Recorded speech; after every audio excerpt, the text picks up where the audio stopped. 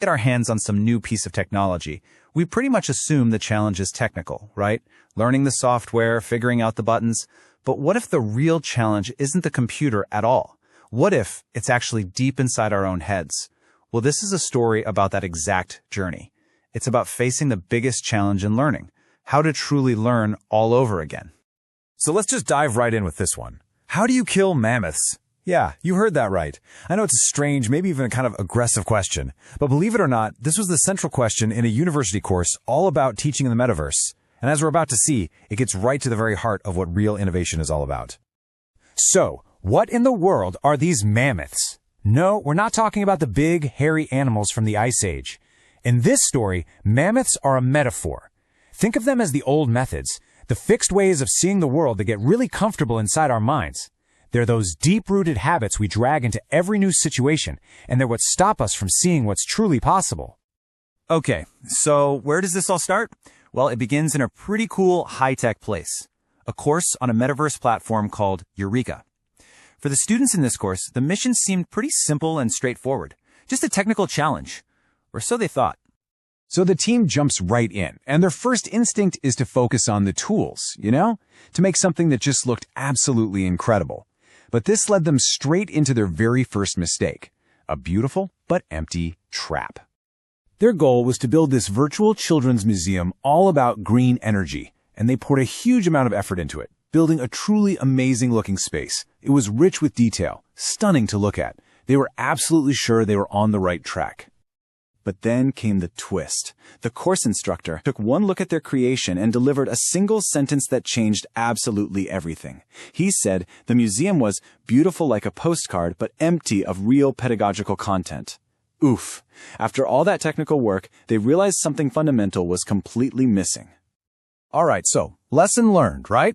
The team went back to the drawing board. This time, they decided, okay, let's focus on the teaching part first, and then the design.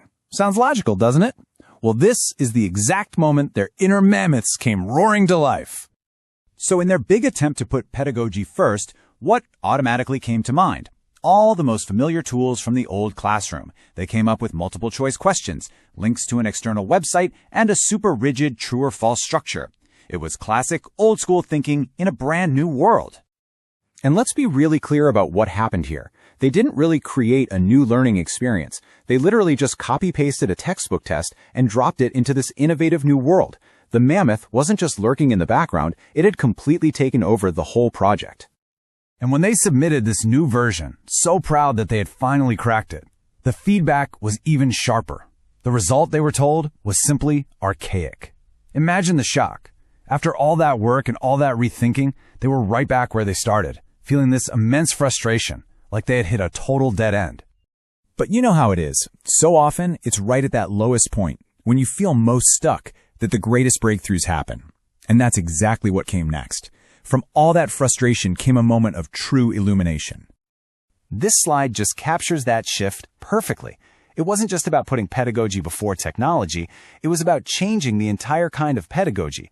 On the left, you see the mammoth's way. Passive learning, knowledge checks, finding the one right answer. Basically just reproducing the old stuff. But on the right, you see the new way. Active creation, open missions, inventing and designing. It was a complete revolution in their thinking.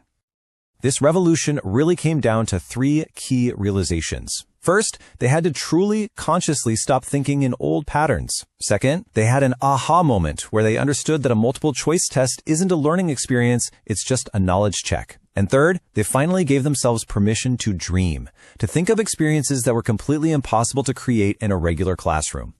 With this new understanding, everything, and I mean everything, changed. The team went through a total transformation, and in the process, they turned their passive students into active creators. They basically threw out the old plan. Instead of having students just sit there and answer questions, the new mission was to turn them into engineers. The kids became the heroes of their own story, tasked not with just remembering facts, but with creating brand new solutions to real problems. And this really gets to the heart of it. The goal was no longer about being correct, finding that one right answer. Instead, the mission became completely open-ended to invent, to design, and to dream up things that had never existed before. So what's the big lesson here? It's that technology is only ever a tool. The real breakthrough wasn't about learning new software. The real breakthrough was learning to identify their own fixed ways of thinking, to challenge them, and then to let them go, to make room for something truly new. And this is where the story comes back to us. Because these mammoths, they don't just live in the world of education or technology. Oh no, they are in every single area of our lives. So the question that this journey leaves us with is a personal one.